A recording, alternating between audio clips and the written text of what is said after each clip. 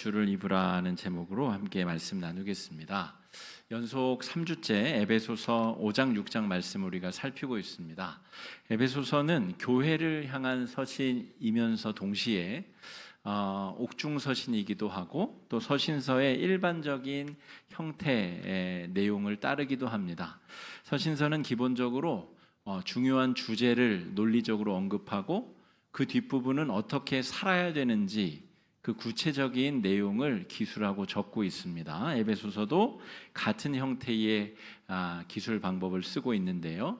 우리가 믿음으로 말미암아 변화받은 성도들인데 그 믿음으로 말미암아 변화받은 성도들은 과연 어떤 삶의 원동력으로 살아가야 되는가라고 하는 이야기를 다루고 있어요. 돈독이 올랐다 이런 표현이 있죠. 돈을 좋아해서 돈독이 오른 사람은 돈을 벌기 위한 그 열정이 원동력입니다. 심리학적으로는 리비도라고도 하기도 하는데 여러 가지 원동력이 사람을 추동해내게 됩니다. 그런데 오늘 바울이 이야기하는 믿음으로 구원받은 성도들의 삶의 원동력은 과연 무엇이냐? 지난주 우리가 언급한 그 원동력들을 한번 살펴보겠습니다. 첫 번째, 지난주에 살핀 에베소서 5장 앞부분의 이야기는 사랑받는 자녀와 같은 마음으로 우리가 살아가야 된다는 것이죠. 그래야 유대교의 율법, 형식 윤리를 이겨낼 수 있다는 겁니다. 형식적으로 그냥 남 보기에 좋아 보이는 윤리는 마음으로부터 시작되는 내가 하나님으로부터 사랑받는 자녀라고 하는 이 정체성을 이길 수 없다는 것이죠. 그래서 성도들은 하나님의 사랑받는 자녀처럼 살아야 된다는 겁니다. 어떤 사랑을 받았느냐라고 하면 하나님의 목숨까지도 내어주시는 사랑을 입었다. 우리의 정체성이 그렇다는 거죠. 지난주에 우리가 살핀 성도의 삶의 원동력은 깨달음과 지혜에 관련된 것입니다.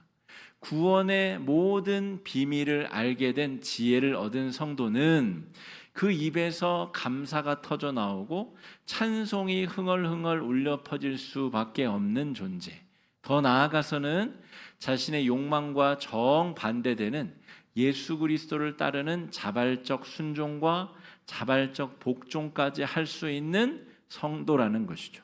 그러므로 우리가 믿음으로 구원받은 성도로서 살아간다는 것은 참으로 멋진 일이고 무의미에서 의미를 발견하는 일이고 메인 것에서 착고가 풀어지는 일이고 죽음에서 깨어서 일어나는 현상이다. 이렇게 볼 수가 있겠습니다.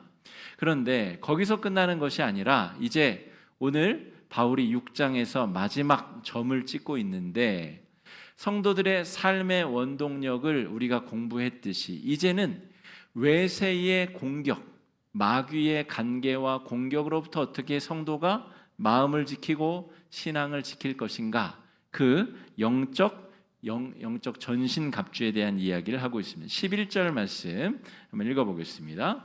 시작. 마귀의 간계를 입으라. 마귀의 간계라고 했습니다. 간계는 간교한 꾀라는 뜻입니다. 그러니까 마귀는 간교한 꾀를 부려서 우리 성도들의 마음을 무너뜨리고 훔쳐가는 영적 존재라는 뜻이죠. 그런데 왜 바울이 마귀의 간계라고 했을까? 마귀는 이 간교한 꾀를 사용하지 않고는 성도들을 상대할 수 없는 존재라는 거죠. 우리가 마귀 사탄의 영향력을 너무 과대망상해서 확대하는 경우가 있습니다. 그 선과 악의 전쟁이 마치 치열하게 벌어지는 것처럼 하나님과 마귀와의 싸움이 마치 49대 51의 싸움인 것처럼 그렇게 착각하는 성도들이 있어요. 근데 그것은 기독교 세계관이 아닙니다. 그것은 저 조로아스터교의 세계관이며 저 힌두의 세계관입니다. 선악이 수억의 신들이 서로 맞서 싸우는 그런 세계관이 우리가 오해하는 그런 마귀의 힘을 아주 과대평가하는 세계관이라는 거죠. 그런데 분명 바울은 마귀는 간계를 쓰는 영적 존재라고 정의하고 있습니다. 쉽게 비유하자면 보이스피싱범하고 비슷합니다.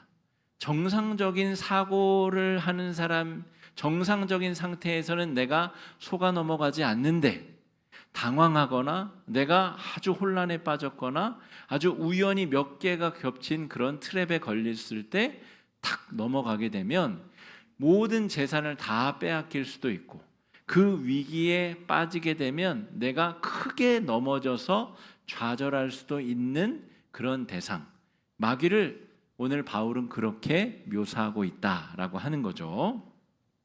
자, 마귀는 간계를 쓰지 않으면 안 되는 비열하고 악한 존재다라고 하는 증거가 창세기 3장 1절에 명확하게 기록되어져 있습니다. 한번 읽어보겠습니다. 시작. 그런데 뱀은 여호와 하나님이 지으신 들짐승 중에 가장 간교하니라. 뱀이 여자에게 물어 이르되 하나님이 참으로 너희에게 동산 모든 나무의 열매를 먹지 말라 하시더냐. 자, 에덴 동산은 하나님이 창설하신 지상 낙원입니다. 그리고 하나님의 사람 아담과 하와는 하나님의 영이 깃들어 있어서 하나님과 늘 소통할 수 있는 그런 영화로운 지위까지 얻은 존재들이죠. 그런데 그 모든 아름답고 거룩한 관계 가운데 마귀가 틈을 타고 들어왔다는 겁니다. 거짓말로. 이런 거짓말을 하죠. 동산 모든 나무의 열매를 먹지 말라고 하셨냐. 그런데 팩트 체크를 해보면 하나님께서 금지하신 것은 동산 중앙에 있는 선악을 알게 하는 나무의 실과만 먹지 말라고 한 것이죠.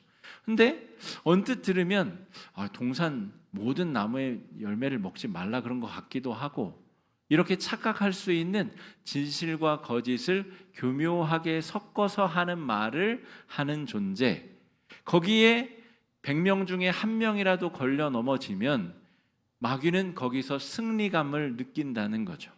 그런 거짓말하는 존재에 맞서는 것이 우리 신앙인들이 갖추어야 될 마지막 최종적인 영적 태도다 하는 것입니다. 자, 마귀의 간계에 대응하기 위해서 영적 전신 갑주를 입으라, 무장하라. 전신 마사지 이렇게 들어보셨죠? 온 몸을 상징하는 것이고요. 갑주라고 하는 것은 고대의 군인들이 화살과 창으로부터 몸을 보호하기 위한 보호 수단입니다. 머리부터 발끝까지 갑옷으로 덮는 것, 안전을 도모하기 위해서 입는 갑주를 취해라라고 하는 것이죠. 그런데 이것은 물리적인 힘 겨루기를 위한 갑주가 아닙니다. 영적인 갑주기 때문에 이것은 세계관과 가치관과 관련된 것이다 라고 하는 것이죠. 자, 우리가 힘으로 싸우자면 아까 제가 말씀드렸다시피 마귀는 하나님에게 상대가 되지 않는 존재입니다.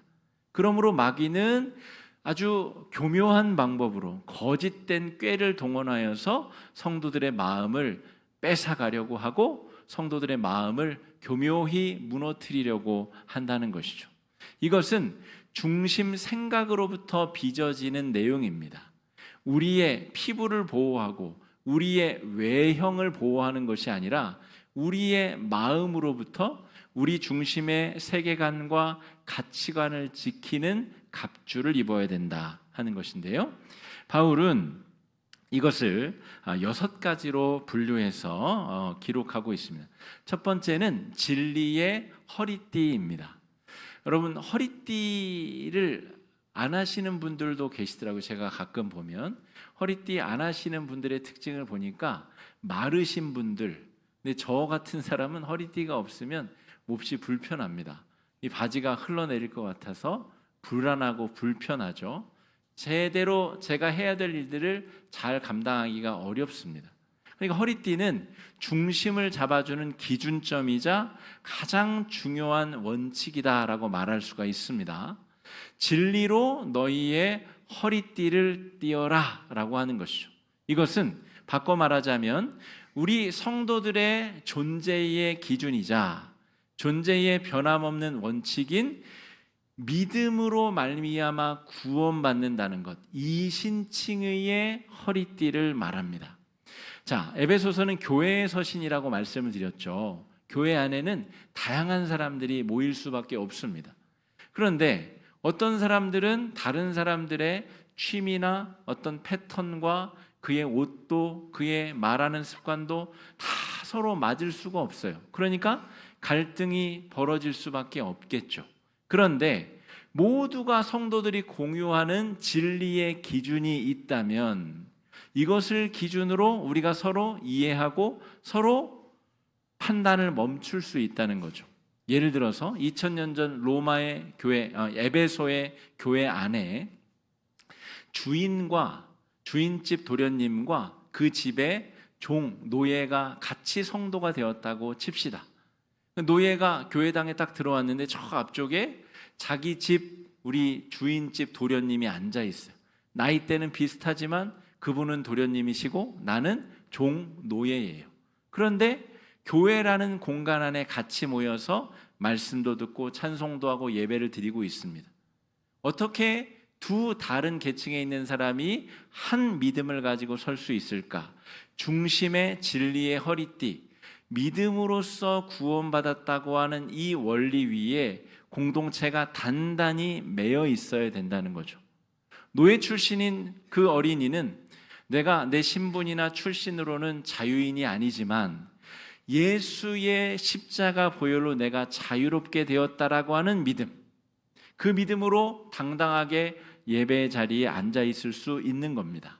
주인집 도련님 역시도 내가 세상에 나가면 귀한 집 자식이고 잘났고 종들을 명령하여서 내 맘대로 할 수 있는 존재처럼 보이지만 아무리 애를 써도 내 능력으로는 구원을 얻을 수 없다라고 하는 절망과 좌절 가운데 오직 믿음이 나를 구원한다고 하는 그 절대 원칙으로 허리띠를 매야 예배당의 그 자리에 자신의 집 노예와 같이 예배 자리에 앉아 있을 수 있다는 겁니다. 이게 바로 진리로 허리를 띈다는 아주 중요한 의미이자 가치입니다.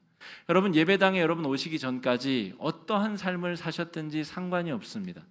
잘나신 분도 많고 돈 많으신 분도 많고 떵떵거리시는 분들도 많고 어떤 분들은 절망과 좌절감에 힘든 시기를 보내다가 이 자리에 오신 분들도 있을 텐데 중요한 것은 우리가 믿음으로 말미암아 구원받았다고 하는 이 진리의 허리띠를 띠고 이 자리에 앉아 있느냐, 그것이 마귀의 불화살을 막아낼 수 있는 방어책이다라고 하는 것입니다.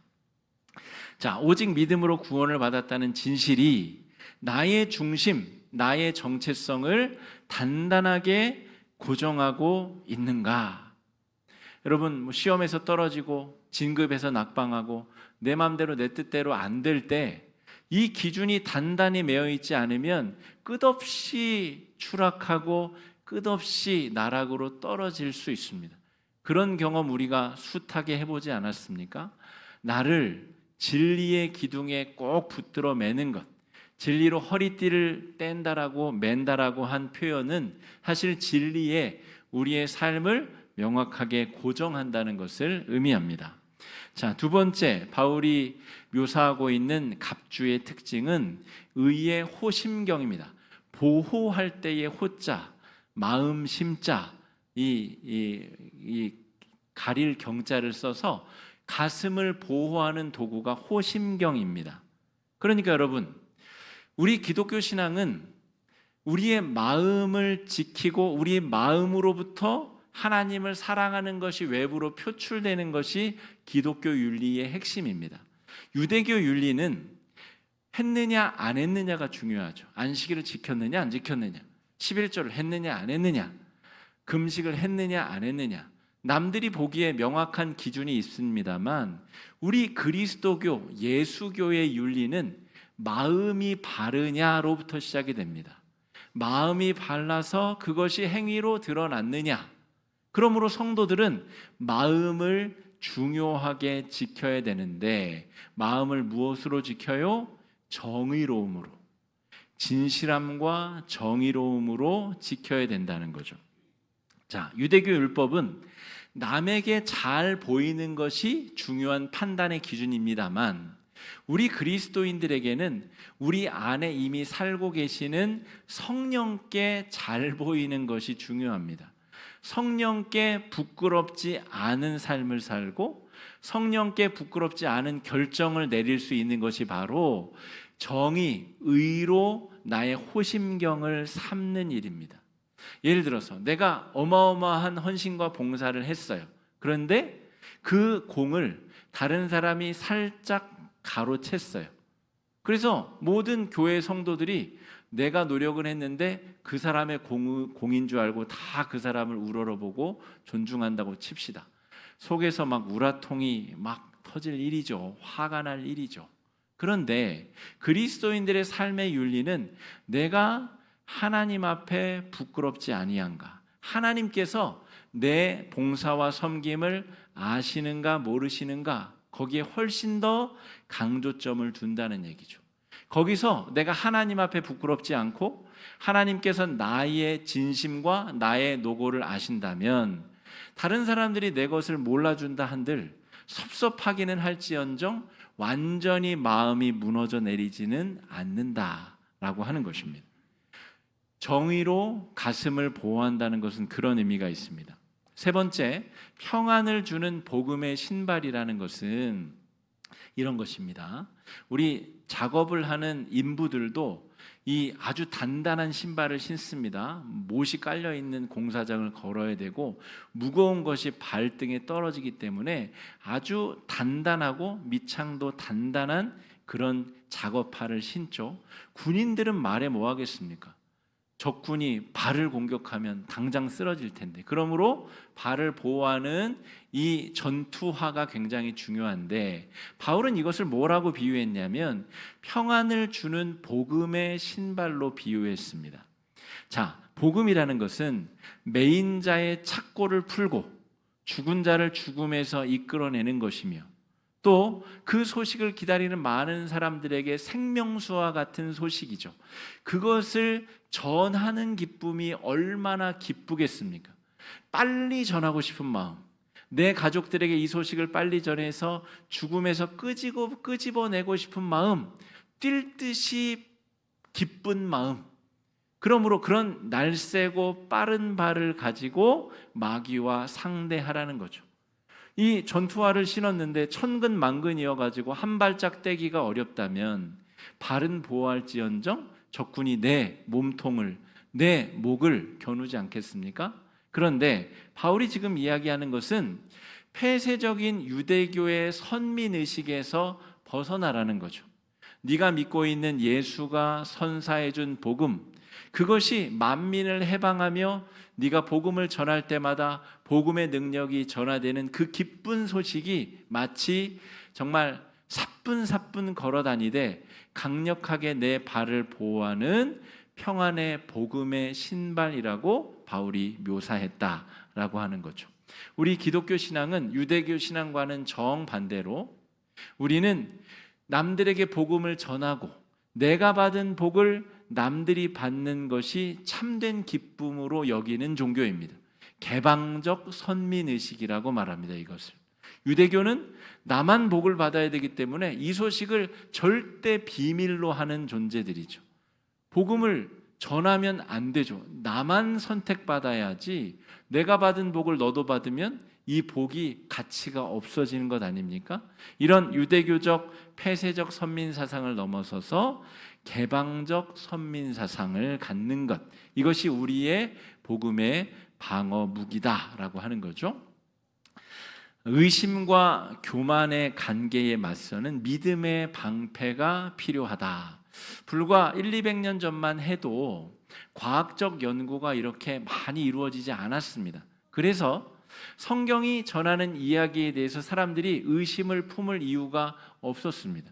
그런데 과학적 연구가 일반적으로 펼쳐지고 교육이 아주 일반적으로 벌어지면서 사람들의 마음에 의심이 생기기 시작했습니다. 예를 들어서 성경에 등장하는 아담부터 시작해가지고 예수님까지 나이를 다 합쳐도 만 년이 채 안 되는데 과학자들은 지구의 역사가 130만 년 막 이렇게 얘기하는데 그러면 과연 뭐가 사실이냐라고 의심이 생기고 의문이 생긴다는 거죠. 성경에 공룡 이야기는 없는데 그러면 하나님이 공룡을 만들지 않았는데 그러면 하나님의 존재를 의심해야 되는 것 아닌가? 여러분, 이런 질문은 불과 200년 사이에 생기기 시작한 일입니다. 그 전에는 이러한 의문을 품을 이유도 없고 그런 근거 자체가 없었다는 데 있죠.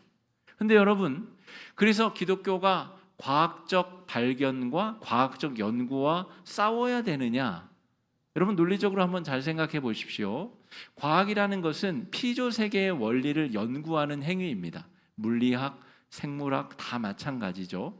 지구과학 다 마찬가지입니다. 그런 것들은 하나님이 이미 창조하신 피조 세계의 원리를 연구하는 것이죠. 이 피조 세계를 누가 창조하셨죠? 하나님이 창조하셨죠. 그러므로 우리 기독교는 과학자들과 다투어야 될 일이 아니라 과학자들과 더 많은 심도 있는 대화를 나누어야 됩니다. 성경에 인류 역사의 모든 이야기를 이 한 권에 다 담지 않았다는 것을 서로 이야기 나눌 수 있어야 된다는 거죠.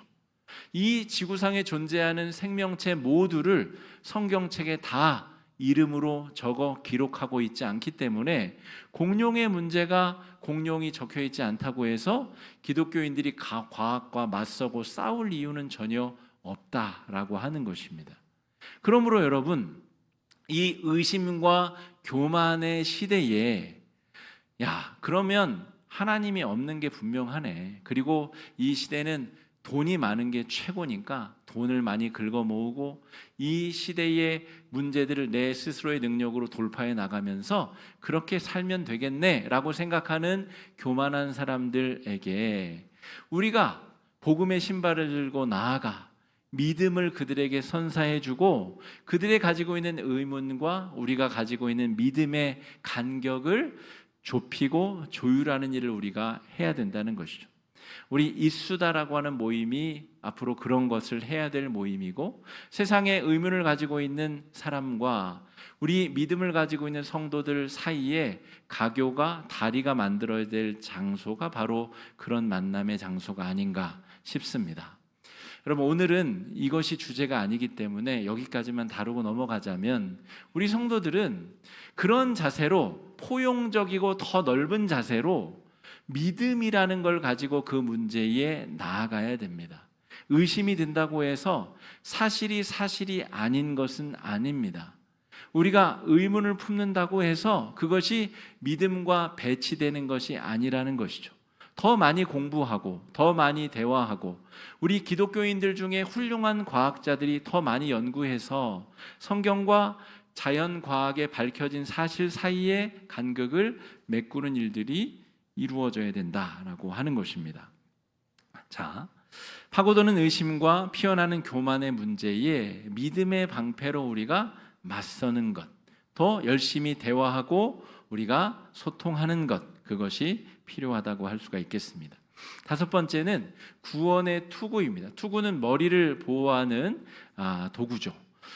미래에 대한 근심과 염려가 우리를 엄습할 때가 있습니다. 지금 내 믿음이 좋지만 내일 또 월요일이 시작되면 염려와 근심, 걱정에 짓눌려서 내 믿음이 언제 어디로 사라져 버렸는지 우리가 길을 잃어버릴 때가 있다는 것입니다. 그때에 구원의 지혜로 우리가 그 염려와 근심을 이겨낼 수, 마귀가 틈타지 못하도록 보호해야 된다는 것이죠. 여러분, 이 땅에서의 내 삶이 절대 끝이 아니라고 하는 그 믿음과 구원의 소망을 가지고 내가 오늘 하루 믿음으로 나아갈 수 있어야 된다는 거죠. 종교학적으로 이 세상의 종교들을 분리해 보면 이 미래의 염려와 두려움으로 형성된 거대 종파가 있습니다. 예를 들어서 힌두교, 불교 같은 그런 종교들이죠. 내가 이 다음 생에서 개구리로 태어나면 어떡하지? 모기와 말미잘로 태어나면 어떡하지? 그래서 두려움 속에서 지금 현생을 의롭게 살아가려고 하는 거대한 세계관을 그렇게 부릅니다. 여러분, 우리 기독교 세계관만 있는 것이 아니라 미래에 대한 두려움과 공포가 만들어낸 어마어마한 종교적 세계관이 이 세상에 존재한다는 것이죠. 우리 성도들은 어떤 믿음이 있죠? 당장 내 생이 오늘 끝나더라도, 지난 주중에도 호텔에서 정말 많은 분들이 화재로 돌아가셨죠? 여러분, 그 중에는 그리스도인들이 없었을까요? 교회 다니는 사람들이 없었을까요? 그분들은 왜 갑작스레 하나님 나라 부름을 받았을까요? 나에게 그런 일이 벌어진다 해도 나는 이 생이 끝이 아니라 하나님 나라에서 부활의 몸으로 영광스럽게 눈뜰 것이라고 하는 구원의 소망이 내일에 대한 두려움과 공포와 절망으로부터 내 생각과 머리를 보호한다는 것입니다. 이게 바로 영적 전신갑주의 구성품입니다. 마지막으로 6번째, 성령의 검은 유일한 공격 수단입니다. 자, 이것은 우리 안에 살아계신 성령께서 사용하시는 영적인 무기인데, 성령의 검, 곧 하나님의 말씀으로 마귀의 계계를 물리치라 라고 말씀하고 있죠. 하나님의 진리의 말씀, 거룩한 말씀으로 마귀의 거짓 속삭임에 우리가 맞설 수 있어야 되겠습니다. 새벽마다 아침마다 제가 말씀으로 하루를 시작하자고 여러분에게 권면하는 이유, 제가 한 125분께 새벽마다 문자를 보내는데 그 중에 한 3분의 1 정도만 이제 참여하시는 것 같아요. 그래서 다른 분들은 좀 리스트에서 빼야 되나, 너무 이게 새벽마다 불편을 드리는 건 아닌가, 이런 생각을 하면서도 우리 교회 전체 영적 이 방향성의 큰 주축이 아침을 말씀으로 시작하는 것입니다. 그 말씀을 하루 종일 뜯고 씹고 먹고 내가 정말 내 영적 자양분으로 삼고 기도 제목을 얻고 그 말씀을 생명줄로 붙잡고자 하는 것이 우리 교회의 영적 방향성이죠. 그래서 그 일을 멈추지 아니하는 겁니다. 여러분, 이 말씀의 검이 없으면 마귀가 아무리 힘이 없다고 해도 늘 방어밖에 할 수가 없어요. 계속해서 방어하고 막고, 여러분 밤에 모기가 있으면 저는 1시간이 걸려도 꼭 마귀랜다, 모기를 잡고 자거든요. 저는 제 공간에 모기와 공존할 수가 없습니다.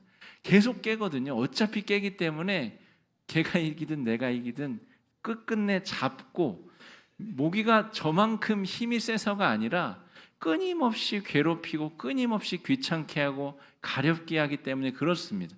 그러니까 이 최후의 공격 무기가 필요한 것이죠. 말씀으로 새로워지고 말씀의 무기를 붙잡지 않으면 우리가 늘 방어만 하다가 에너지를 거기 쓰다가 탈진하고 소진하게 되는 일들이 펼쳐지게 된다는 것을 잘 기억하셔야 되겠습니다. 칼이 두 종류가 있죠. 한쪽에 날이 서 있는 것을 도라고 합니다. 부엌칼 같은 게 도죠. 그리고 양쪽에 날이 서 있는 것을, 양쪽을 무기로 쓸 수 있는 것을 검이라고 부르는, 검도. 그럼 이제 두 가지 칼을 다 말하는 것인데요. 여러분, 여기 성령의 검은 좌우에 예리하게 날이 서 있는 칼을 말합니다.